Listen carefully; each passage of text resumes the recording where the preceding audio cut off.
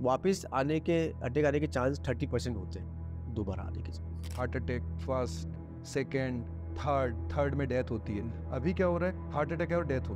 तो और ये यंग एज के थे, जिम में डेथ हुई, और इनके बारे में बोला जाता है कि ये ज़्यादा ऐसी कोई चीज़ें नहीं करते थे, स्मोकिंग और ये सब। सर 29,000 सर्जरी, ये एक बहुत बड़ा रिकॉर्ड है, और हम सभी लोग ये मानते हैं कि ये बिना पैशन के नहीं हो सकता। नमस्कार दोस्तों, दी KST शो में आपका स्वागत है। आज बेहद खास चर्चा हम करने वाले हैं, और उसके लिए हमारे पास है खास मेहमान, सुप्रसिद्ध डॉक्टर मनीष पोरवाल। सर आपका स्वागत है। सर आज हम आपसे बहुत सारी चर्चा करने वाले हैं, लेकिन सबसे पहले बहुत सारे लोगों का एक फीडबैक भी था, लोग जानना चाहते थे, बिकॉज ये बहुत मुश्किल है कि आपके साथ लोग 1-to-1 बैठ के बात कर पाएँ because of your busy schedule. बहुत सारे स्टूडेंट भी हैं जो आपको एक अपने आइडियल की तरह लेते हैं। सभी का एक मन था कि सबसे पहले जानना चाहते हैं सर का सफ़र कैसा रहा है, जर्नी कैसी रही है, मनीष से डॉक्टर मनीष तक पहुंचने का सफ़र कैसा रहा सर? बहुत अच्छा क्वेश्चन पूछा आपने, और अच्छा ये कि शुरुआत हम इसी क्वेश्चन से कर रहे हैं। मेरा जो हम जहाँ पहले रहते थे, जब मैं स्कूल में था स्टूडेंट, 6वीं-7वीं क्लास के बाद, तो जो हमारा घर ऊपर था, नीचे क्लिनिक था। क्लिनिक दादाजी का था, ग्रैंडफादर। हम पहले यशवंत रोड पे रहते थे, राजबाड़े के पास। तो नीचे क्लिनिक था दादाजी का, और दादाजी का क्लिनिक चलता था, वहाँ पे पेशेंट आते थे जाते थे, खूब भीड़ रहती थी। और दादाजी के बाद मेरे फादर वो डॉक्टर बने, और अंकल बने, ये सब मेरे सामने बने, ऑलमोस्ट बन ही गए थे जब मैं स्कूल में था। फिर मेरी 2 बुआ हैं, वो डॉक्टर बने। पूरा परिवार डॉक्टर्स का। तो प्रेरणा दादाजी को देखते हुए, फिर आगे की जनरेशन को देखते हुए मिली कि ये ही करना है, हमें आगे डॉक्टर ही बनना है। तो बुआ की शादी हुई, वो भी मेरे जो फूफा है वो भी डॉक्टर्स, तो पूरी फैमिली डॉक्टर्स की है। तो ऐसे करते करते जब 11th क्लास दी, फिर आगे प्री मेडिकल टेस्ट दी, और आगे डॉक्टर बनने की इच्छा दी। तो उनको सबको देखते हुए मैं डॉक्टर बना। मेरे फादर है अभी सर्जन है, जनरल सर्जन, पेट के ऑपरेशन वगैरह करते रहे। वो भी काफ़ी साल ESI मेरे बीमा के हॉस्पिटल में, उन्होंने काफ़ी ऑपरेशन किए। उनको देख के मैंने कहा कि खाली MBBS नहीं करना है, मुझे सर्जरी करना है। तो मैं सर्जन बना, MS यहीं से किया सब, MBBS MS वही medical college, MGM medical college. मेरे फादर ने भी वहीं से किया, MBBS MS जनरल सर्जरी मैंने भी वहीं से किया, MBBS MS सर्जरी। और एक खास बात है कि मेरा बेटा, उसने भी वहीं से किया, वो भी अभी कार्डियक सर्जन बन गया है। तो ऐसा है कि सर उसी कॉलेज से सभी लोगों का था, करना ही है? तरह की हैट्रिक है, 3 जनरेशन के डॉक्टर्स एक ही कॉलेज से एक ही सब्जेक्ट में पास हुआ, MS जनरल सर्जरी है। तो सर ऐसा कुछ घर में पहले डिस्कस होता था क्या इसी? बस वो धीरे धीरे अपने आप हुआ, ये सब अपने आप हुआ, प्रभु की कृपा से हुआ। ये तो क्या है कि एग्जाम्स में कभी किसी को कहाँ मिलता है कॉलेज, कभी किसी को कहाँ मिलता है, लकीली सबको इंदौर मिल गया। तो हम तीनों एक जनरेशन ने एक ही जगह से किया है। और आपकी फैमिली में आप ही हार्ट स्पेशलिस्ट हैं सर? मैं हार्ट स्पेशलिस्ट हूँ, मेरा बेटा भी हार्ट स्पेशलिस्ट है। हम फिर उसके बाद मैं वहाँ बॉम्बे गया, केईम हॉस्पिटल, बॉम्बे का बहुत बड़ा हॉस्पिटल है, बहुत प्रेस्टिजियस इंस्टीट्यूट है KEM hospital, king Edward memorial hospital Mumbai Parel में। तो वहाँ से मैंने कार्डियक सर्जरी की ट्रेनिंग ली, MCS वहाँ से किया जो डिग्री। मेरे बेटे ने भी वहीं से की, वो भी KEM से करके निकला है, अभी दिसंबर में पास हो। तो आप खुद ही हैं? तो ये 4 जनरेशन हो गई है, हाँ, डॉक्टर्स की हमारे। मेरे ग्रैंडफादर, मेरे फादर, मैं और मेरा सन, तो हम 4 जनरेशन डॉक्टर्स की। शायद ये भी बहुत रेयर होगा, रेयर होगा सर, कंटिन्यूएशन में 4 जनरेशन डॉक्टर। और 4 जनरेशन एक ही कॉलेज, वही शहर, ये बहुत अलग बात है। तो सर अभी जब आप देखते हैं, कभी सीखते हैं, तो पहले की जो कॉलेज लाइफ थी और आज की जो है, कितना फ़र्क महसूस होता है, और आप क्या उन दिनों को मिस करते हैं कभी? हमारी जो कॉलेज लाइफ रही है, पर्टिकुलरली मेडिकल कॉलेज की लाइफ, तो वो काफ़ी यादगार रही है। उसका कारण ये था कि बहुत कम कॉलेजेस थे, और लिमिटेड कॉलेजेस थे, लिमिटेड लोग स्टूडेंट्स आते थे। हमारा ये था कि हमें शायद प्री PG देने की ज़रूरत नहीं पड़ेगी, हमारा जो ग्रैंड टोटल था उसी के बेसिस पे हमें पोस्ट ग्रेजुएशन मिल जाता था। तो पढ़ना तो पड़ता ही था, क्योंकि हमें आगे जाके उस टाइम एग्जाम्स नहीं होती थी, जो आजकल नीट होती है, PG के लिए भी नीट होती है, तो वो नहीं थी। तो उसी के ग्रैंड टोटल के बेसिस पे हमें मालूम था कि हमें अच्छे से पढ़ना है तो हमें डिग्री मिलेगी, पोस्ट ग्रेजुएशन मिलेगा। और हमारा आपस की इंटीमेसी बहुत अच्छी हुआ करती थी, क्योंकि कंपटीशन तब इतनी नहीं थी। मैं बात कर रहा हूँ 80s और 90s की। आजकल स्टूडेंट्स में कंपटीशन की भावना बहुत ज़्यादा है, तो जो इंटीमेसी हमारे आपस में बेस में रही वो आजकल के स्टूडेंट्स में इंटीमेसी शायद नहीं रही। सर आजकल सीट भी ज़्यादा है, प्राइवेट हाँ, नंबर ऑफ सीट्स तो बहुत है, नंबर ऑफ सीट्स तो बहुत बढ़ गई बहुत है। ज़्यादा है, प्राइवेट भी है। नंबर जैसे ऑफ आपने बोला सीट्स, उस समय तो आपने बहुत मेहनत करके हाँ वहाँ तक किए थे। हाँ, अभी आई थिंक ऑप्शन भी ज़्यादा बढ़ गए हैं। ऑप्शंस बढ़ गए हैं, लेकिन स्टूडेंट भी बहुत बढ़ गए हैं, कंपटीशन भी बहुत बढ़ गई है। डॉक्टर्स जो हमारे टाइम निकलते थे उससे कई गुना निकलते हैं आजकल। मुझे ऐसा लगता है कि नीट पीजी में भी लेक्स 8 lakh 10 lakh students NEET PG देते हैं पोस्ट ग्रेजुएशन के लिए। उसमें लिमिटेड ही सीट्स रहती है गवर्नमेंट कॉलेजेस की, कुछ प्राइवेट कॉलेजेस की सीट्स रहती है। गवर्नमेंट कॉलेज की सीट्स में भी ये है कि कुछ अच्छे सेंटर्स की, जो प्रेस्टिजियस इंस्टीट्यूशंस है वहाँ से फ़र्क पड़ता है आप पीजी कहाँ से कर रहे हैं, पोस्ट ग्रेजुएशन कहाँ से कर रहे हैं। पर आज के टाइम में मैं यही बोलूँगा कि पोस्ट ग्रेजुएशन करना इंपॉर्टेंट है। पीजी करना, पोस्ट ग्रेजुएशन करना, एक लाइसेंस मिलना है कि आपको एक लाइसेंस मिल जाता है काम करने का। आगे फिजिशियन बनना है, हेमेटोलॉजिस्ट बनना है, गायनेकोलॉजिस्ट बनना है, सर्जन बनना है, कहीं से भी करें। और बाद में डिग्री लेने के बाद कुछ साल ट्रेनिंग जरूर लें अच्छे सेंटर्स में, प्रैक्टिस में आने के पहले। मेरा एक बहुत सीनियर हमारे डॉक्टर शर्मा सर्जरी के प्रोफेसर थे जी, आपके समय मेरे जो टाइम के, okay MBBS medical college. Okay उनका ये कहना था कि 35 डॉक्टर्स के लिए क्या उन्होंने हमेशा बोला है कि learn till the age of 35, think of earning after the age of 35। 35 साल तक आपको सिर्फ सीखना है, लर्न करना है। 35 के बाद आपको प्रैक्टिस करना है या दूसरे काम प्राइवेट प्रैक्टिस में जाना है। तो ये चीज़ लागू होती है हर डॉक्टर पर। बहुत जल्दी डिग्री लेते से प्रैक्टिस में नहीं जाए, कुछ टाइम काम करे, सीनियर डॉक्टर्स के साथ काम करे, सीनियर अच्छे बड़े हॉस्पिटल्स में काम करे, और फिर अपना प्राइवेट प्रैक्टिस शुरू करे या पेशेंट्स के साथ इंटरेक्शन बढ़ाए। तो सर आपके परिवार में ऐसा कुछ रहा है कि डॉक्टर ही बनना है सभी का, सारी जनरेशन डॉक्टर? हाँ, ऐसे ही कुछ रहा है, ऐसे ही कुछ रहा है। आगे क्या होता है मुझे नहीं मालूम, मेरे सन बेटा जो भी हुआ है वो क्या करेगा मुझे नहीं मालूम। पर हम लोग का यही कुछ कुछ इंजीनियर्स भी है मेरे परिवार में। कुछ मेरे अंकल इंजीनियर्स, 2 अंकल 2 इंजीनियर हैं। डॉक्टर्स और इंजीनियर ही रहे, बिजनेस से कुछ लेना देना नहीं हमारा। तो मैं जब एमएस जनरल सर्जरी यहाँ से किया मैंने, फिर कुछ टाइम के लिए मैं बॉम्बे जाना चाहता था। तो मेरे फादर ने बोला कि ठीक है, तू बॉम्बे होके आ जा, फिर या नर्सिंग होम डाल देंगे या कुछ छोटा मोटा हॉस्पिटल खोल देंगे। तो मैंने कहा ठीक है, तो मैं चला गया। फिर 92 में बॉम्बे गया, तो वहाँ बॉम्बे हॉस्पिटल में मैंने ज्वाइन किया। बड़ा हॉस्पिटल है बॉम्बे, तो इंदौर में भी आ गया। बहुत भीड़ देखी मैंने, ये क्या है। मैंने कहा, मेरे साथ वाले से कलीग से पूछा कि ये इतनी भीड़ क्यों है। 100 लोग बैठे हैं, इधर उधर कई सीढ़ियों पे। कोई बोला अंदर कार्डियक सर्जरी रिकवरी है। मैं कहा ये देखो जाके। तो मैंने देखा कि वो कार्डियक सर्जरी के पेशेंट को जहाँ रखते थे ना इंटेंसिव केयर में, वहाँ की भीड़ थी। अटेंडेंस वही, रात को भी बैठे हैं, दिन में भी बैठे हैं, कहीं नहीं जा रहे।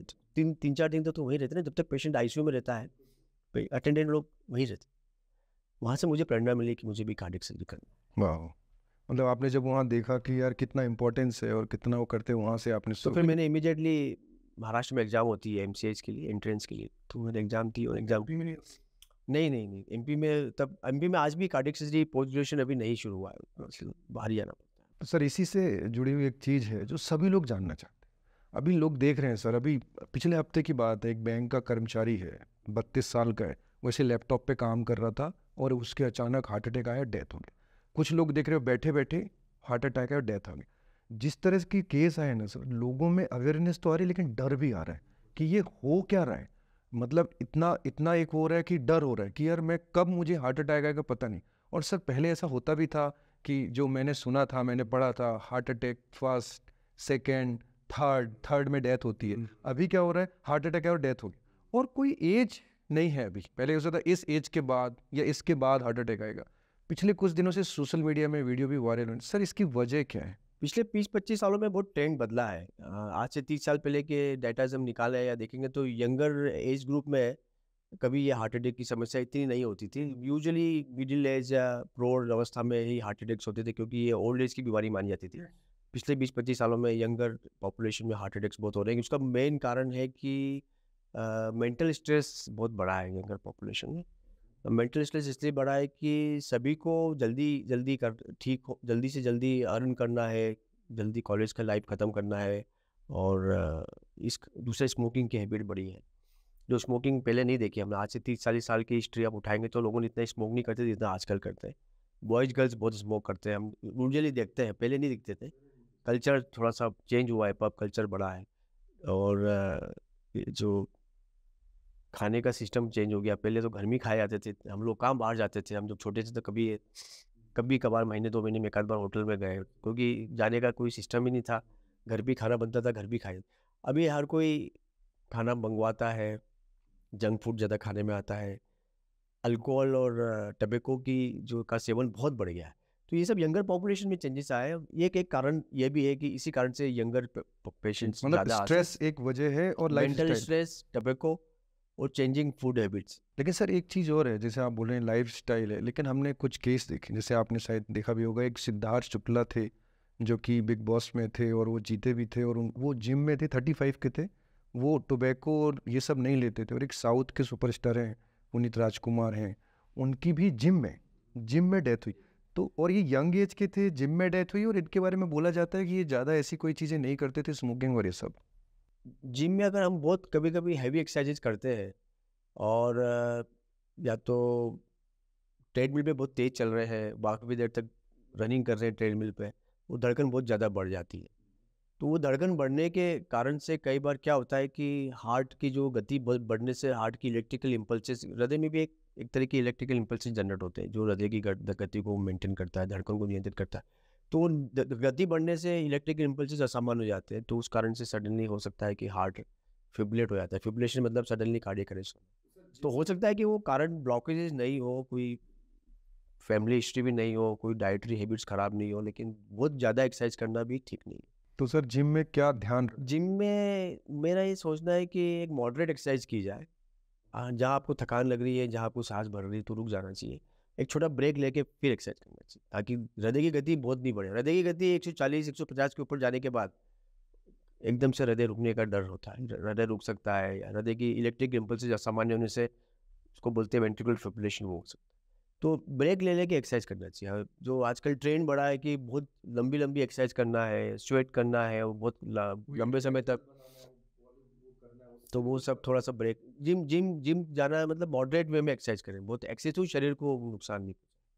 तो कहीं ना कहीं मॉडरेशन जरूरी है, कोई भी चीज़ एक्सेसिव करते हैं तो उससे कारण हो सकता है। तो ये वही कारण हो सकते हैं जिसमें कि बहुत हैवी एक्सरसाइज करने से, धड़कन तेज होने से जिम्नेशियम में ये सब एपिसोड्स हुए हैं।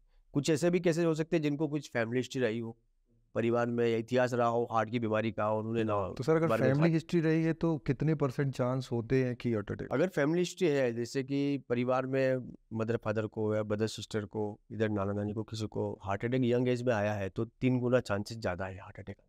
तो ऐसे में अपने को अपना इतिहास खुद निकाल के देखना चाहिए कि अगर हमारे परिवार में हार्ट की बीमारियां हैं, अटैक आने की संभावना है, तो हम अपनी जांचें करवाएं।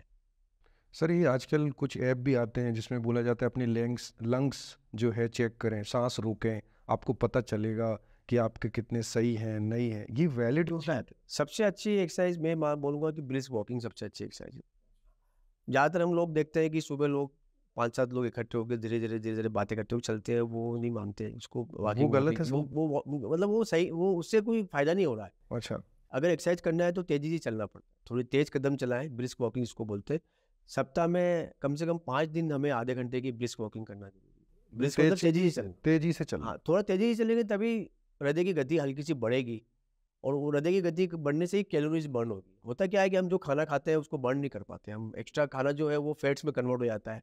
धीरे धीरे फैट्स बढ़ता है तो हृदय में, खून में कोलेस्ट्रॉल बढ़ता है, ट्राइग्लिसराइड्स बढ़ते हैं, ये सब तत्व बढ़ते हैं जो कि असामान्य तत्व होते हैं, जो इसको हम बोलते हैं, हिंदी में बोल सकते हैं कि वसा बढ़ना है, चर्बी बढ़ना है खून में।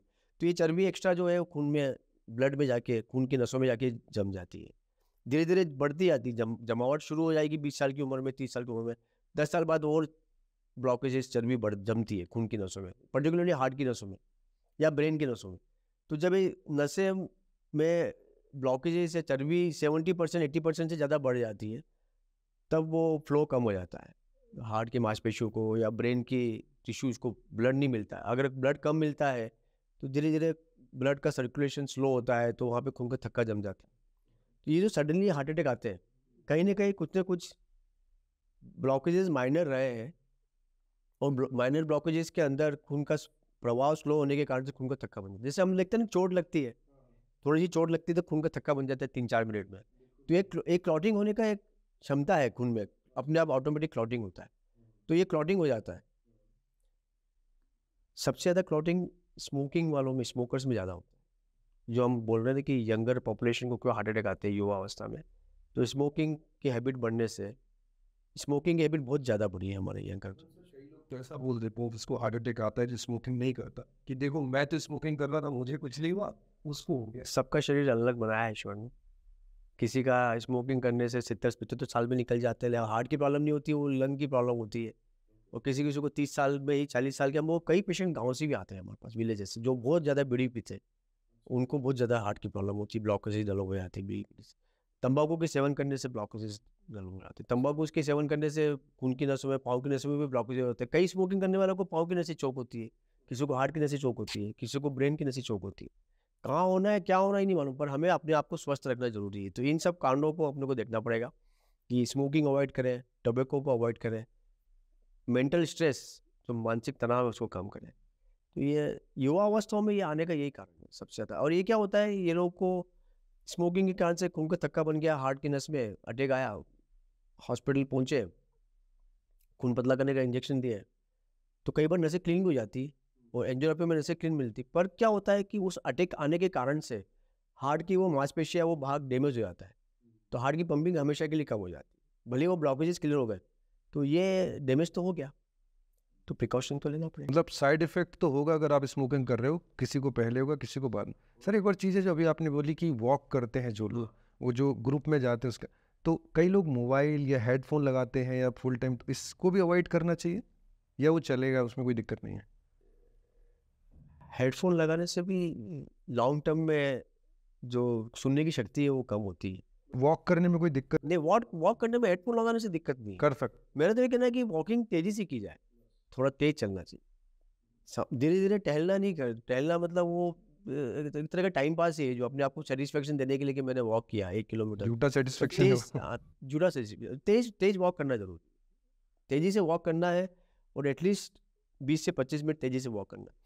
उससे से मालूम भी पड़ेगा कि आपको कोई तकलीफ तो नहीं हो रही है। अगर उसमें कोई तकलीफ हो रही है तो फिर हमें एक घंटी बज रही है कि हाँ अभी मेरे को तेज चलने में तकलीफ हो रही है, तो हॉस्पिटल जाए, ईसीजी कराया जा सके। तो मतलब सर ये जो कुछ लोग हैं 15 सीढ़ी चढ़ते हैं, स्टेयर्स चढ़ते हैं और हाँफने लगते हैं, तो उनको सांस भर आती है, तो ये कोई सिम्टम्स है? एक मंजिल चढ़ने में कोई तकलीफ हो रही है तो कहीं ना कहीं सिम्टम्स है, या तो लंग की वजह से है या हार्ट की वजह से है। तो उसके लिए फिजिशियन, आपके लोकल डॉक्टर से कंसल्ट करना चाहिए, या तो एक्सरे करा है, ईसीजी करा है। हम आगे आने वाले समय में अपन कुछ बातचीत करेंगे जो बेसिक ब्लड टेस्ट या बेसिक टेस्ट क्या होती है हार्ट की बीमारी के लिए। सर आजकल एक और चीज़ चल रही है, जब से कोविड ख़त्म हुआ है तो कई लोगों का ये भी मानना है कि वैक्सीन की वजह से भी क्या हार्ट अटैक के केस बढ़े हैं? वैक्सीन की वजह से जो प्रॉब्लम थी वो उस टाइम पे हुई, अभी नहीं, 6 महीने के अंदर। मतलब वैक्सीन से कोई घबराने की जरूरत नहीं है। आज की तारीख में अब कोई नया प्रॉब्लम वैक्सीन से नहीं आया है। कोविड से क्या होता है कि कोविड उस टाइम जब हुआ था तो खून की नसों में ब्लॉकेजेस डेवलप करता था कोविड। किसी को पाँव की नसों में ब्लॉकेज हुए, किसी को ब्रेन की नसों में ब्लॉकेजेस हुए कोविड की वजह से। बहुत सीवियर कोविड होने से ये सब हुए। फिर काफ़ी स्टेरॉइड्स के इंजेक्शन लगे हैं लोगों से, तो स्टेरॉइड्स के इंजेक्शन की वजह से भी थोड़े सारे खून की नसों में कमजोरी आई थी। तो कोविड के साइड इफेक्ट उस टाइम में हुए थे। आज की तारीख में इतने सालों बाद, जो कोविड के वैक्सीन के बाद, तो अब कोई इसका कोई संबंध मतलब नहीं। जितने लोग हैं वो कॉन्फिडेंट रहे कि उस वजह से हाँ, जो जो कुछ नहीं होने अभी वाला। स्वस्थ है वो कॉन्फिडेंट रहे कि कोविड की वजह से या वैक्सीन की वजह से उनको कुछ भी नहीं बिकॉज होगा। उनको एक बहुत पेन आ गया जब सोशल मीडिया में, और कुछ लोग होते नहीं हैं नहीं नहीं, शरारती तत्व भी होते हैं जो इस चीज़ को प्रमोट करते हैं। हाँ नहीं, उनको अभी कोई तनाव लेने की जरूरत नहीं है कि कोविड की वैक्सीन से अब कुछ होगा। पर हर किसी इंसान को अपने बारे में जानना जरूरी है। एक तो उसका इतिहास क्या है, इतिहास मतलब फैमिली हिस्ट्री तो नहीं है हार्ट की प्रॉब्लम की, वो देखना जरूरी है। वो है तो अपने को इन्वेस्टिगेट करना चाहिए। और हर व्यक्ति को जो 40 से 45 के बाद है, रेगुलर चेकअप जरूरी। ब्लड प्रेशर एक ऐसी प्रॉब्लम है कि जब बीपी 190 जाएगा तो ही मालूम पड़ता है, ये तो मालूम नहीं पड़ता है। कई टाइम हम बहुत, जैसे हम लोग 20 से 25 लोगों को इन्वेस्टिगेट करें, उनका बीपी लेंगे तो 25 लोगों में 4-5 लोगों का बीपी बढ़ा हुआ मिलेगा, जिसको मालूम ही नहीं कि बीपी बढ़ा हुआ है। तो ये साइलेंट ब्लड प्रेशर बढ़ना आगे आने वाले समय में प्रॉब्लम तो देती इसका डायरेक्ट रिलेशन होता है फ्यूचर में हार्ट है। High attack? बीपी से किडनी पे भी असर पड़ता है, किडनी की नसों में ब्लॉकेजेस डेवलप होने के चांस रहते हैं, क्रिएटिन बढ़ता है, और हाई बीपी से हार्ट की नसों में ब्लॉकेजेस आने के चांस रहते हैं। तो 40 से कम से कम 40 से 45 के बाद हर किसी को चेकअप करना चाहिए। एक और चीज़ है सर, लोगों को कई बार समझ में नहीं आता कि उसको गैस्ट्रिक प्रॉब्लम है या उसको हार्ट में पेन है, उस वजह से भी कई बार कंफ्यूजन में वो जाता ही नहीं है, और कभी कोई नीनो खा लिया, कोई दवा का हाँ। में तो गैस प्रॉब्लम है, दर्द हुआ। ये बहुत कॉमन है।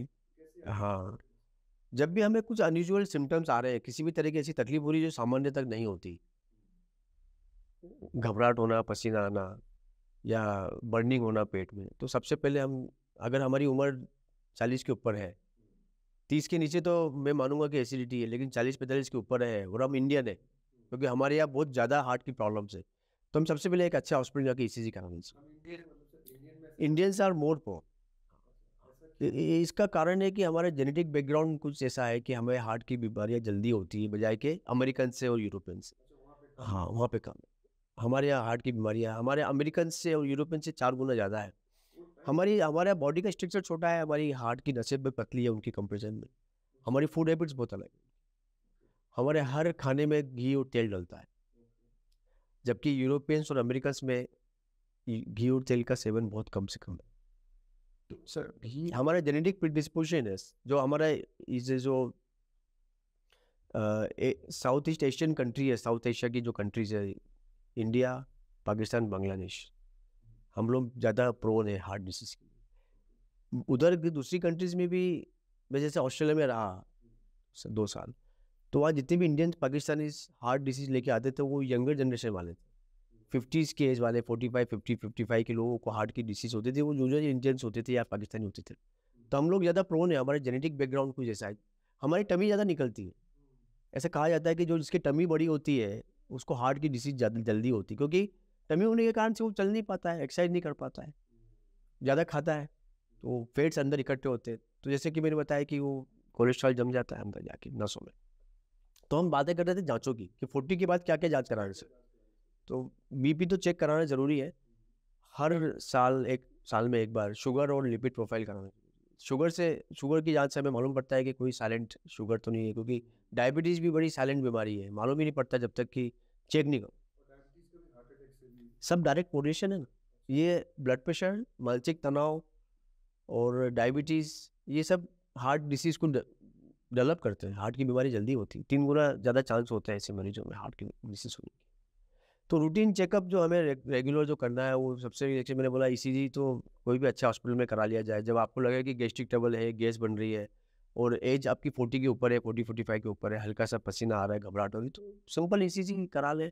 ईसीजी नॉर्मल आए तो 6 घंटे बाद रिपीट कर लें। कई बार ईसीजी शुरू में नॉर्मल आता है। अच्छा, ये एक बड़ा इंपॉर्टेंट चीज़ है सर, हाँ मतलब मैंने अगर कराया हाँ, नॉर्मल आया है तो मुझे, पर अगर तकलीफ हो रही है हाँ, तो उसको 6 घंटे या 4 घंटे बाद ईसीजी रिपीट कराए। कई बार चेंजेस बाद में आते हैं। अच्छा, मतलब नॉर्मल के बाद मेरे को पेन है तो मुझे वापस 6 घंटे बाद, कंटिन्यूस पेन है तो वापस ईसीजी कराना जरूरी है, ताकि वो मालूम पड़े कि हाँ हार्ट की प्रॉब्लम। और ये जो खुद से सर लोग दवा लेके खा लेते हैं, कुछ भी ले लेते हैं, एंटीबायोटिक ले लेते हैं पेट हाँ, पर दर्द के लिए, वो आपके डॉक्टर से कंसल्ट तो करना चाहिए। मतलब डॉक्टर से कंसल्ट करना बहुत ज़रूरी है। तो ये एक ब्लड टेस्ट जो मैंने बताया, ये रेगुलर हर साल 1 बार होना चाहिए। शुगर और लिपिड प्रोफाइल से कोलेस्ट्रॉल है, ट्राइग्लिसराइड से, अच्छा कोलेस्ट्रॉल जो है ना, गुड कोलेस्ट्रॉल, बैड कोलेस्ट्रॉल मालूम पड़ता है।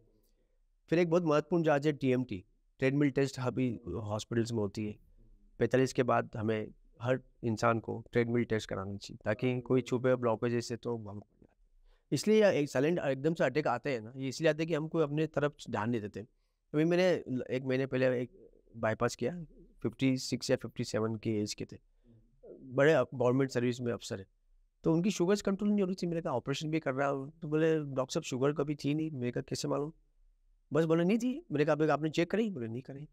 अब बिना चेक कराया आप बोलोगे मेरे को शुगर नहीं थी, ये तो गलत है ना। शुगर, मैंने बोला 300-400 शुगर चली जाएगी तो मालूम नहीं पड़ता है।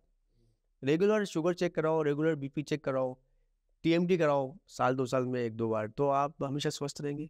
ब्रिस्क वॉकिंग करो, और जो आपके रिस्क फैक्टर्स है, संकटकालीन तत्व जिसको हम बोलते हैं, risk factors, blood pressure, obesity, bad food habits, smoking, tobacco और डायबिटीज़, ये 4-5 बड़ी बीमारियां हैं जो शरीर को डैमेज करती सर एक और चीज़ है, जैसे आप जानते हैं प्रैक्टिकली आज की डेट में सब बहुत बिजी हैं, तो लोग ये भी जानना चाहेंगे कि ठीक है बहुत ज़्यादा नहीं कर सकते, ऐसा क्या करें कि उससे ये थोड़ा बहुत तो कर लें, उससे हम हार्ट अटैक्स तो बचेंगे।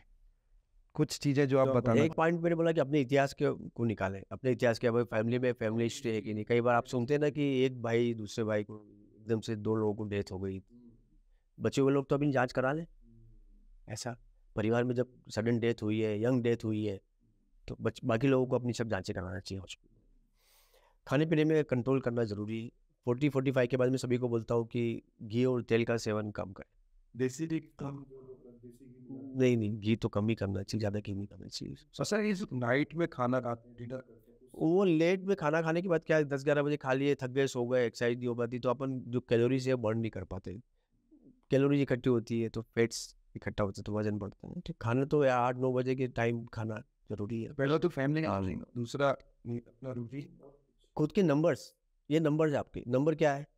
ब्लड प्रेशर एक नंबर है, 120, 180, 130, 180 होना चाहिए, वो एक नंबर है। दूसरा आपका लिपिड प्रोफाइल पूरा एक नंबर है। कोलेस्ट्रॉल 150 के नीचे, ट्राइग्लिसराइड्स 150 के नीचे, एलडीएल जो कि बेड कोलेस्ट्रॉल है 100 के नीचे, गुड कोलेस्ट्रॉल होता है एचडीएल वो 40 क्यों। ये सब नंबर्स का गेम है, अपन आपके नंबर्स निकालते रहो। हाँ, ये नंबर बराबर, बीपी का नंबर, कोलेस्ट्रॉल का नंबर, शुगर्स का नंबर, ये नंबर ही तो है। ये सब डाटा ही तो है। हम आजकल बहुत बड़ा एक नया विज्ञान बन गया ना, डाटा की स्टडी करना। डाटा से ही तो बड़ी बड़ी कंपनियां बताती है कि ये क्या होने वाला है, क्या नहीं होने वाला है। तो हमारा भी एक बॉडी का एक डाटा है, वो डाटा अपने को निकालते रहना चाहिए। बहुत बड़ी बात बोली, मतलब डाटा से पता चल ये जाएगा। सब कुछ डाटा ही है। आपका शुगर कितनी है, आपका एलडीएल कितना है, लिपिड प्रोफाइल कितना है, बीपी कितना है, ये सब आप अपना निकालते रहो। कुछ लोग होते हैं जो बहुत अवेयर होते हैं, वो 6-6 महीने में आके लिपिड प्रोफाइल करा के दिखा जाते हैं कि डॉक्टर साहब मेरा लिपिड प्रोफाइल है, आप देखो उसमें कोई खराबी तो नहीं है। सर 29,000 सर्जरी, ये एक बहुत बड़ा रिकॉर्ड है, और हम सभी लोग ये मानते हैं कि ये बिना पैशन के नहीं हो सकता। ये ऐसे नहीं हो सकता कि मुझे ये करना था तो किया। सर 29,000 सर्जरी, सर कैसे मैनेज करते हैं आप इसकी, इतना बड़ा रिकॉर्ड सर कैसे बना? बिकॉज आई थिंक हम लोग भी जैसे अलग अलग लोगों से मिलते हैं जब, तो ये 29,000 सर्जरी बिकॉज बहुत है, और सभी सक्सेसफुल, तो कैसे सर आपने यहाँ देखो, मेरे को काम करने की प्रेरणा तो मेरे ग्रैंडफादर से मिली। मेरे ग्रैंडफादर सुबह 8 बजे से लेकर रात को 8 बजे तक काम करते थे। यशवंत रोड पे क्लिनिक चलाते थे, फिर एक क्लिनिक नगाची बाकल में कहीं जाते थे, फिर जो सिंधी कॉलोनी में क्लिनिक चलाते थे। सिंधी कॉलोनी के पेशेंट आज भी कई बार आते हैं मेरे पास, बोलते हैं कि डॉक्टर साहब आपके दादाजी को हमने दिखाया था जब हम छोटे थे। तो मेरे ग्रैंडफादर ने सुबह से लेकर रात तक बहुत काम किया, तो मेरे को प्रेरणा उन्हीं से मिली। फिर मैं लकी रहा कि मैं जिन जिन हॉस्पिटल्स में रहा वहाँ बहुत बिजी शेड्यूल रहा मेरा। केईम हॉस्पिटल में, फिर royal Prince Alfred hospital Sydney में रहा, जो कि रोज़ 4-5 ऑपरेशन तो वहाँ हर सुबह से रात तक होते थे। सबसे चैलेंजिंग जब मैं इंदौर आया तो बड़ा चैलेंज ये था कि इंदौर में 2001 में के पहले बाईपास सर्जरी सक्सेसफुल कभी नहीं हो पाई। अच्छा, ये बहुत बड़ा 2001 में बहुत बड़ा चैलेंज जहाँ भी हुआ है, मैं हॉस्पिटल का नाम नहीं लेना चाहता, बाईपास सर्जरी फेल हो गई थी। तो बहुत बड़ा चैलेंज था हमें कि हमें बाईपास सर्जरी इस्टेब्लिश करना है, लोगों का को ठीक करना है। लोगों जो बेचारे बॉम्बे दिल्ली जाते थे, दूर दूर जाते थे ट्रेन से या प्लेन से, तो उनको इंदौर में सुविधा देना। तो ये चैलेंज को मैंने एक्सेप्ट किया, और जो शुरू के अच्छे रिजल्ट्स दिए, तो धीरे धीरे लोगों का विश्वास बनता रहा।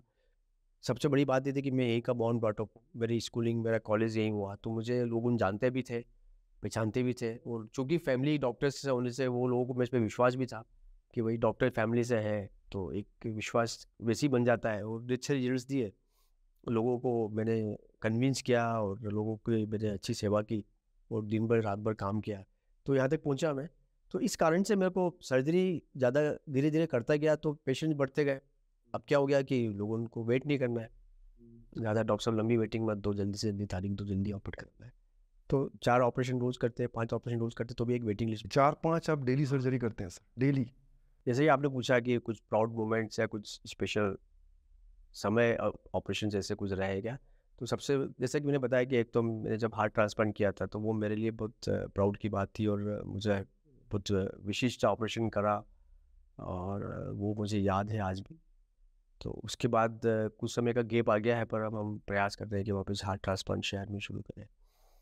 दूसरा, मेरे medical college, MGM medical college के जो मेरे टीचर्स रहे हैं, मुझे गुरु रहे जिन्होंने मुझे पढ़ाया है, कुछ प्रोफेसर्स का मैंने बाईपास किया। वो मेरे लिए बहुत प्राउड मोमेंट्स, बहुत प्राउड की मोमेंट्स हैं, और मुझे आज भी याद है। वो आज भी स्वस्थ है, तो मैं उनसे मिलता हूँ, कभी उनको देखता हूँ चलते फिरते, तो मुझे बड़ा अच्छा महसूस होता सर एक और चीज़ें थी, किस किस तरह की जांच होनी चाहिए और कौन कौन सी सर्जरी होती है हार्ट अटैक में? है। हृदय संबंधी जांचों के बारे में अपन ने कुछ तो जांचें डिस्कस की थी। बहुत सिंपल जांच तो मैंने बोला कि ईसीजी है, तो ये तो सब जगह अवेलेबल है। किसी भी अच्छे हॉस्पिटल में जाके ईसीजी कराओ जब भी आपको कुछ अनयूजुअल लग रहा है। उसके बाद एक ब्लड टेस्ट होती है, ट्रॉपाई, ये सब आप नोट करें। क्या होता ट्रॉपाई, ट्रॉपाई एक ब्लड टेस्ट है। है? ट्रॉपाइड। ट्रॉपाई ये एंजाइम है जो बढ़ता है, इसकी वैल्यू बढ़ जाती है। अगर जो पेन हो रहा है, घबराहट हो रही है, अगर ये हृदय संबंधी है, तो ये किसी अच्छे लेबोरेटरी में जाके जांच करा लें। अगर ये वैल्यू बढ़ी हुई आती है, सामान्य से ज़्यादा आती है, तो ये इसका मतलब ये है कि डेफिनेटली जो तकलीफें हो रही है, जिसको आप केस बोलो, जिसको आप दर्द बोलो, जिसको आप घबराहट बोलो, पसीना बोलो, तो अगर वो ट्रॉपाई की वैल्यू बढ़ रही है, इसका मतलब ये डेफिनेटली जो तकलीफें हैं, कोई ना कोई नसों में ब्लॉकेज, ये बड़ी हार्ट। इंपॉर्टेंट चीज़ है कि हाँ, ट्रॉपाई जो है जांच सब एक बहुत सिंपल ब्लड टेस्ट। कहीं भी करा सकते। हाँ, जैसे एक शुगर होती है, जैसे एक अपनी हीमोग्लोबिन होती है, वैसे एक ट्रॉपाई अच्छी लेबोरेटरी में होती है। तो घबराहट होने के बाद या चेस्ट पेन होने के 6 घंटे बाद ये वैल्यू बढ़ना शुरू हो जाती है। अगर ये बढ़ी हुई आ रही है, तो आपको डेफिनेटली एडमिट होना ज़रूरी है आईसीयू में। तो ईसीजी और ट्रॉपाई मैंने बताया। बाकी कुछ रूटीन टेस्ट जो होती है, जिससे आप लोग को ब्लॉकेजेस के बारे में जानकारी मिल सकती है, वो एक टीएमटी है। बेल्ट पे हम दौड़ाते हैं 5 मिनट 7 मिनट तक, धड़कन को नियंत्रित करते हैं और ईसीजी लेते हैं, जो ब्लॉकेज के बारे में बताती है। और बाकी जांचें जैसे इको होती है। इको तो एक रूटीन टेस्ट है, जैसे अपनी पेट की सोनोग्राफी, वैसे हार्ट का इको से मालूम पड़ता है कि हार्ट की पंपिंग कितनी है, हार्ट कैसे काम कर रहा है, उसकी वर्किंग कैपेसिटी बराबर है कि कुछ कम हो रही है, हार्ट के चेम्बर्स कैसे डायलेट हो रहे हैं कि छोड़ नॉर्मल है, वॉल्स कितने काम कर रहे हैं। तो ये इको की टेस्ट। बाकी दूसरी जो हार्ट बड़ी जांचें होती जो सब हम बात करते हैं, एंजियोग्राफी है, तो वो बाकी खून की जांचें तो अपने शुगर है, लिपिड प्रोफाइल है, ये सब डिस्कस किया। एंजियोग्राफी तभी कराना चाहिए जब कोई ब्लॉकेजेस की संभावना है। बट सर एक चीज़ मैं बोलना चाहता हूँ, हॉस्पिटल में जाते हैं कुछ ऐसे केस भी निकल के आए जहाँ ज़रूरत नहीं थी एंजियोग्राफी की और फिर भी कर दी गई। होता क्या है, कई पेशेंट्स होते हैं जो बहुत घबराए रहे हुए रहते हैं अपनी बीमारी को लेके, बिना कारण से तनाव महसूस कर रहे हैं। तो ऐसे को हम सजेस्ट करते हैं कि आप अपनी एक बार चाहे तो एंजियोग्राफी करा लो। मैं पहले से बता देता हूँ कि शायद नॉर्मल निकलेगी, पर आप एक बार करा लो तो आपका कम से कम आने वाले समय में तनाव मुक्त रहोगे, और दवाइयाँ भी कम हो जाती है। किसी पेशेंट को 4-5 तरह की दवाई चल रही है, हार्ट की, खून पतला करने की, कोलेस्ट्रॉल की, तरह तरह की, और उसकी एंजियोग्राफी नॉर्मल निकली, तो आप उस दवाई को हटा सकते ओके, हैं और मतलब वो तनाव ज़रूरी मुक्त। होता है तभी करते हैं। हाँ, ऐसा अननेसेसरी तो नहीं की जाती है। और दूसरा क्या है कि अपन जो अभी बात करते आए कि हमारे यहाँ यंगर मरीजों की, यंगर पेशेंट्स बहुत आ रहे हैं हार्ट डिसीज को लेके, तो डॉक्टर्स को भी एक डरे हुए रहते हैं कि जो ऐसा तो नहीं कि कोई अपन मिस कर जाए और कोई ब्लॉकेजेस मिले और कर जाके डेथ हो जाए या हार्ट अटैक आ जाए। तो डेफिनेटली एंजियोग्राफीज बढ़ गई है पहले से। इसी कारण से बढ़ गई है कि 35 से 40 साल की उम्र में लोगों को हार्ट अटैक आ रहे हैं। आपको सुन के बड़ा आश्चर्य होगा कि मेरा यंगेस्ट पेशेंट जिसका मैंने बाईपास किया, उसकी एज है 21, 21 ईयर्स के मरीज का बाईपास किया। उसकी मदर को, उसके फादर को, दोनों को हार्ट अटैक रहा। अर्ली एज में मदर फादर की डेथ हो गई हार्ट की वजह से, फैमिली हिस्ट्री कारण से 21 साल की उम्र में उसका।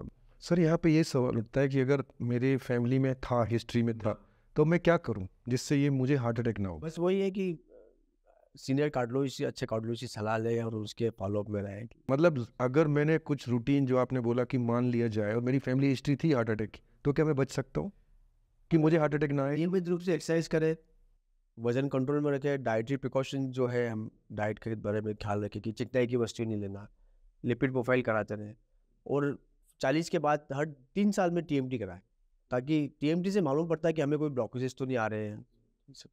एक बहुत अच्छी जांच होती है आजकल, सिटी स्कैन वाली जांच होती है जिसमें एंजियोग्राफी हो जाती है।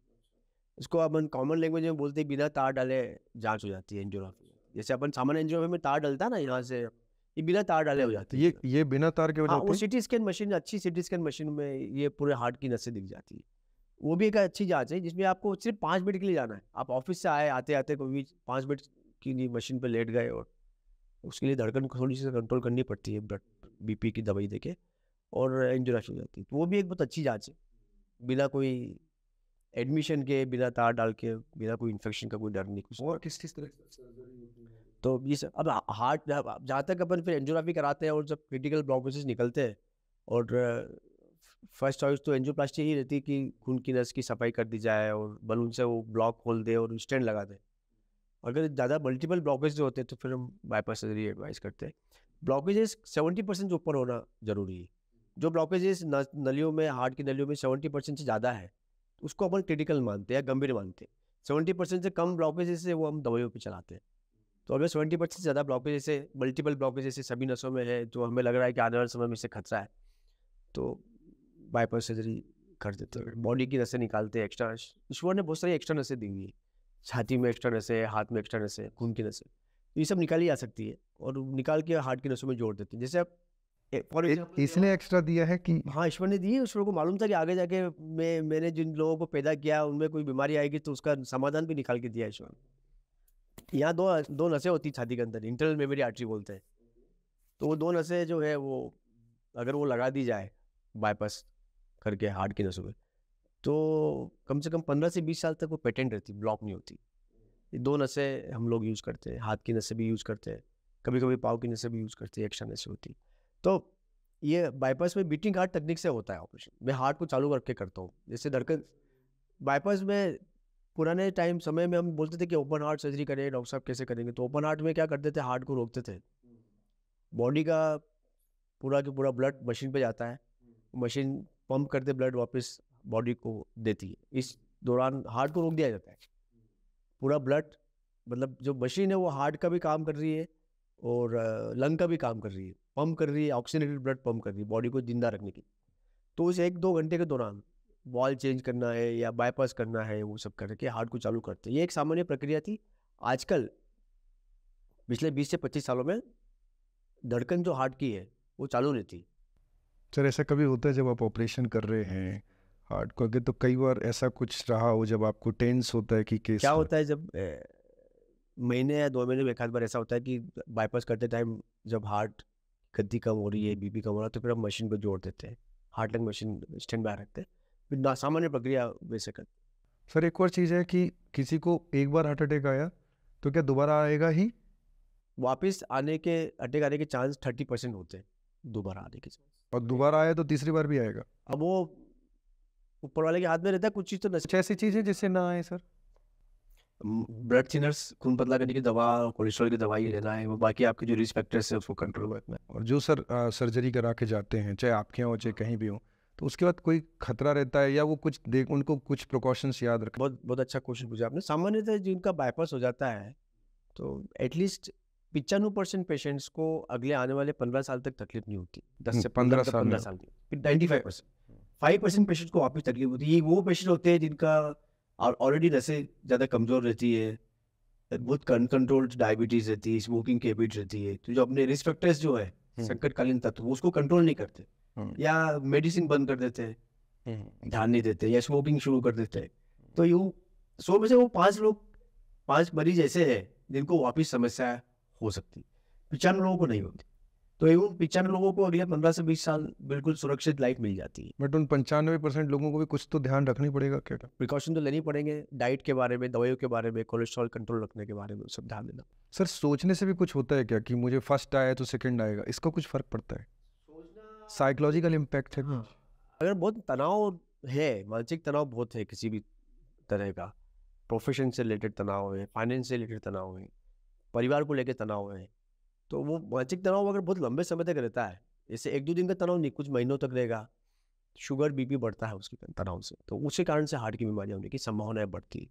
सर आप छुट्टी कब लेते हैं सर? इतना उन 29,000 सर्जरी, ये प्रोफेशन नहीं, ये पैशन ही कर सकता है सर। ये जैसे बोलते हैं ना कि ये एक बहुत बड़ा पिछले 24 सालों में 2001 से जब मैं हूँ, सबसे लंबी छुट्टी मैंने शायद 5 से 7 दिन की ली होगी, वो भी 1-2 बार मैं कहीं बाहर गया था, अब्रॉड गया। बाकी मेरी छुट्टियाँ साल में 2-3-4 दिन से ज़्यादा नहीं रहती। संडे हाँ, ऑपरेशन नहीं रखता हूँ मैं, कि एक बार सुबह शाम चक्कर लगा के आता हूँ। मतलब संडे एक्चुअली छुट्टी, बट आप जाते? हाँ, पूरी छुट्टी तो नहीं लेता मैं, शायद मेरा वर्कोलिक होने के कारण से या मेरे पेशेंटों से, मरीजों से बहुत लगाव हो जाता है, अटैचमेंट हो जाता है, तो एक बार तो शाम को भी देखते। ये इस वजह से आपको पर्सनल लाइफ पे भी कई बार होता होगा, कोई अचानक जाना है या घर परिवार में भी कि आप टाइम उतना नहीं दे पाते? बिकॉज हम लोग जानते हैं आपने बड़ी मुश्किल से टाइम निकाला था अभी जब आप आए तब भी बहुत सारी भीड़ थी। सो ये सर कैसे बैलेंस करते हैं? एक बहुत अच्छा वर्ड है इंग्लिश में, अडॉप्शन। अडॉप्ट हो जाती है बॉडी। जैसे लीवर डोनेट करते हैं, लीवर का एक भाग निकाल देते हैं, एक भाग छोटा सा, तो दूसरा भाग जो बचा हुआ लीवर बड़ा हो जाता है। किसी की एक किडनी निकाल देते तो दूसरी किडनी बड़ी होती है। ये अडॉप्ट हो जाती है बॉडी। इस तरह से आप अपनी डेली लाइफ में भी अपने आप को अडॉप्ट कर सकते हो। अगर आपको ज़्यादा काम करना है तो आप थोड़ा समय फैमिली को जितना देना है उससे थोड़ा कम देके थोड़ा समय इधर ज़्यादा दो प्रोफेशन पे।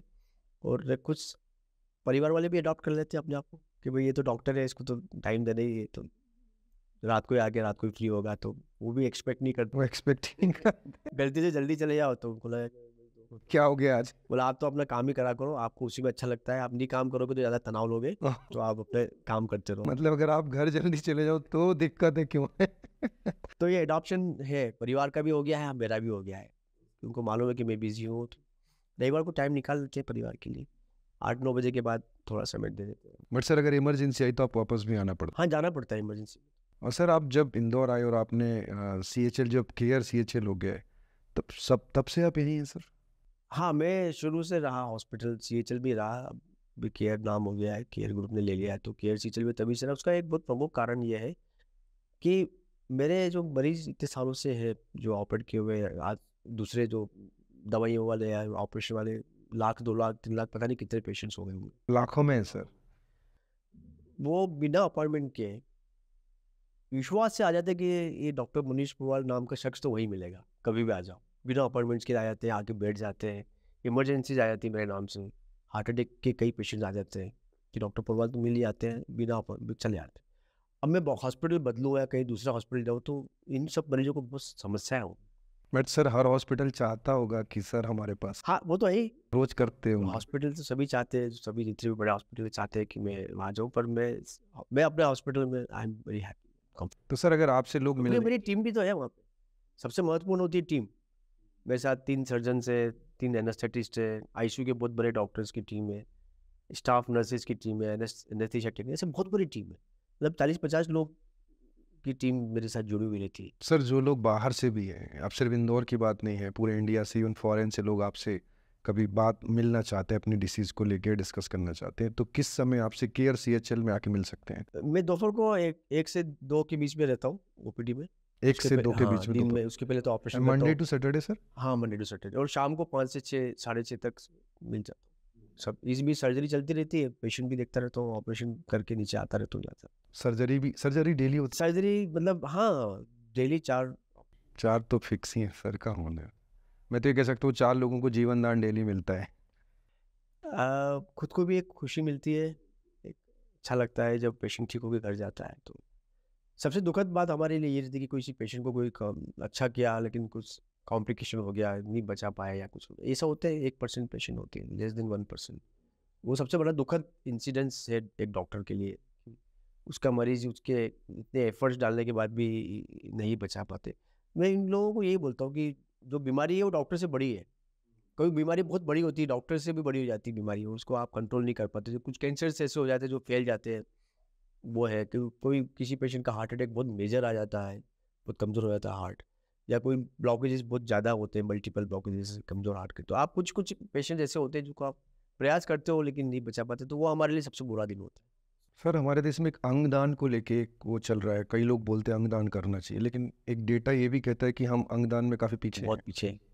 मैं तो बता रहा हूँ, मेरे को आपने अब जब पूछा क्वेश्चन तो मेरे को याद है कि 97 की बात है, 1997, 97-98 में मैं सिडनी में था।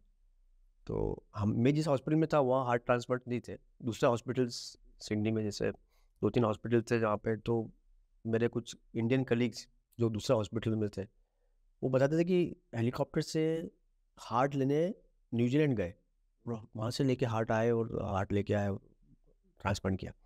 तो हम तो बहुत ही पीछे हैं। हमारे यहाँ ट्रांसप्लांट्स अब शुरू हुए। डेवलप कंट्रीज में तो कब से चल रहे हैं, इतने सालों से चल रहे हैं।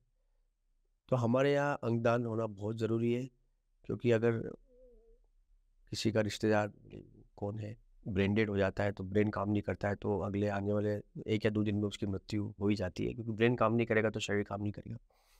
ऐसे में कई अंग ऑर्गन्स अपने निकाल सकते हैं, लीवर, किडनीज दोनों, हार्ट, तो ये सब अंग ऑर्गन्स को immediately with in few hours उसको ऑपरेट करके दूसरे किसी को की जान बचाई नहीं सकती। सर एक और चीज़ है कि आपकी फिटनेस का राज क्या है, इतनी पॉजिटिविटी एनर्जी का राज क्या है सर? ये शायद नेचुरल ही है, मतलब मैंने कोई इसके लिए कुछ एफर्ट्स नहीं करता हूँ। इतनी मेहनत सर, जैसे जैसे लोग बोलते हैं मैं दिन भर काम कर रहा था तो क्या करूं, थक जाता हूं, ये कर लेता हूं, बट आप जो करते हैं सर, सर्जरी करने के बाद सुबह से शाम तक अपने आप को इतना फिट, इतना एनर्जेटिक और इतना पॉजिटिव कैसे रहते हैं सर? ये लोगों का रिस्पॉन्स ही मुझे पॉजिटिव बनाता है। जो लोग मेरे आसपास रहते हैं, जो मेरी टीम है, वो मुझे बहुत हेल्प करती है, और जो सोसाइटी है, जो अपना परिवार है, जो सोसाइटी, वो उसकी पॉजिटिविटी से मुझे एनर्जी मिलती आप कितना एक्सरसाइज करते हैं? है। मैं 15-20 मिनट ब्रिस्क वॉक करता हूँ सुबह, बाकी बहुत कोई हेवी एक्सरसाइज नहीं करता, टाइम नहीं रहता। संडे को थोड़ा ट्रेडमिल पे जाके एक्सरसाइज करता हूँ। बाकी 15-20 मिनट? हाँ, ब्रिस्क वॉकिंग करता हूँ, पास में गार्डन है या ऊपर छत है तो मैं चले जाता हूँ। और सर और कुछ आप ऐड करना चाहते हैं आज के डिस्कशन में रिलेटेड टू हार्ट की, क्या करना चाहिए क्या नहीं करना चाहिए, फाइनल कुछ आप बोलना चाहते बस मैं तो सब सुनने वालों को ये बोलना चाहूँगा कि जो भी काम करें, जो भी प्रोफेशन में रहे, मन लगा के काम करें, आधे मन से कुछ भी नहीं करें। और हमारे देश में अपन मंडे टू सैटरडे काम करते हैं, विदेशों में तो मंडे टू फ्राइडे काम करते हैं, हम लोग एक दिन एक्स्ट्रा काम करते हैं। तो संडे रविवार अपने आप को सब फ्री रखें, पर मंडे टू सैटरडे मन लगा के काम करें। वो कोई सा भी प्रोफेशन हो, कोई बिजनेस में है, कोई वकील है, कोई डॉक्टर है, कोई यूट्यूबर है, पर वो काम मन लगा के करेंगे तो अपना देश भी आगे बढ़ेगा। और किसी चीज़ का तनाव नहीं लें, सबसे बड़ी बीमारी तनाव ही है। अननेसेसरी तनाव लेने से ही बीमारियाँ हो। हाँ, मेडिकल स्टूडेंट को मैं कहना चाहूँगा कि ये बहुत अच्छा प्रोफेशन है। हम लोग एक तरह का पुण्य का काम कर रहे हैं, पेशेंट्स को इलाज कर रहे हैं, मरीजों को ठीक कर रहे हैं। लोग मंदिर जाते हैं, लोग मस्जिद जाते हैं, खूब देर तक पूजा करते हैं, ये करते हैं, पुण्य कमाते हैं, तो उसी के बराबर है। एक किसी दुखियारे को, जो बीमार व्यक्ति आया, उसको ठीक कर रहे हो। और मैं तो सबको ये कहना चाहूँगा कि भले आपका टाइम कुछ भी हो, कोई आए हुए पेशेंट को कभी वापस नहीं लौटाना। मेरे हमेशा यही एफर्ट्स रहते हैं। कोई भी पेशेंट, कोई मरीज कहीं से आया है, आप उसको ज़रूर देखो, उसको वापस मत लौटा कि मेरा टाइम हो गया है। और आप अगर आप डॉक्टर बने तो 24 घंटे आपको मोबाइल, बहुत बड़ी बात आप इस प्रोफेशन में हो कि इसमें 24 घंटे मोबाइल ऑन रहना ज़रूरी है। क्योंकि कभी भी किसी भी पेशेंट को कुछ हुआ तो आपको भी पूछेगा कहाँ जाएगा, क्योंकि आपने प्रोफेशन ही चुना है। अगर आपको रिलैक्स लाइफ, अलग टाइप की लाइफ जीनी से, तो आप डॉक्टर क्यों बने? क्योंकि अब आप डॉक्टर बने हो तो आपको अपने मरीजों के लिए तत्पर रहना, अवेलेबल रहना चाहिए। यही चीज़ तो सबसे अलग बनाती है सर आपको। इतना बड़ा मुकाम हासिल करने के बाद इतने हम्बल हैं, और आज भी उस चीज़ों को आप याद रखते हैं, और आज भी आप वैसे ही हैं जैसे पहले थे। Thank you so much sir, आपने समय निकाला। तो दोस्तों, ये थे डॉक्टर मनीष पोरवाल। सर की एक एक बात याद रखने वाली है, और अगर हम इन सब बातों का ध्यान रखें तो हम खुद को और परिवार को एक बहुत खतरनाक बीमारी से बचा सकते हैं। Thank you.